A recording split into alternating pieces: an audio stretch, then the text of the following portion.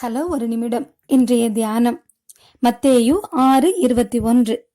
உங்கள் பொக்கிஷம் எங்கே இருக்கிறதோ அங்கே உங்கள் இருதயமும் இருக்கும்.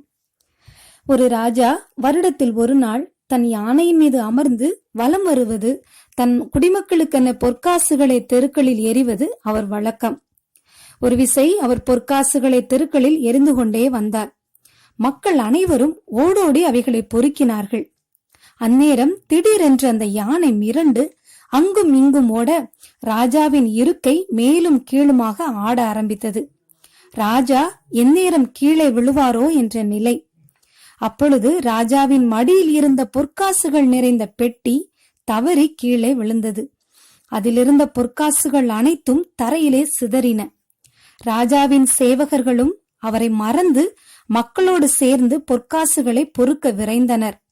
ஆனால் ஒரே ஒரு இளம் வாலிபன் மட்டும் துணிந்து போய் யானையை அடக்கி ராஜாவை காப்பாற்றினான். இது ராஜாவின் உள்ளத்தை அதிகமாய் நெகிழச் செய்தது. அவர் அந்த வாலிபனை அணைத்துக் கொண்டு, எல்லோரும் பொற்காசுகளுக்காக ஓடிய பொழுது நீ மட்டும் அதற்காக ஓடாமல் என்னை காப்பாற்ற ஏன் ஓடி வந்தாய் என்று கேட்டார். அதற்கு அவன், ராஜாவே, இங்கே சிதறியிருக்கும் பொற்காசுகள் மிக குறைவானவையே. ஆனால் இந்த பொற்காசுகளுக்கெல்லாம் அதிபதியாகிய நீர் எவ்வளவோ விசேஷித்தவர். எனக்கு அந்த பொற்காசுகள் வேண்டாம், நீரே என் பொக்கிஷம் என்றான். அதை கேட்டபோது ராஜாவின் உள்ளம் உருகியது. அவர் அவனை அனைவருக்கு மேலாக உயர்த்தி கனப்படுத்தினார். ஆம் பிரியமானவர்களே, நம்முடைய பொக்கிஷம் இயேசு கிறிஸ்துவா அல்லது இவ்வுலகத்தின் செல்வங்களா?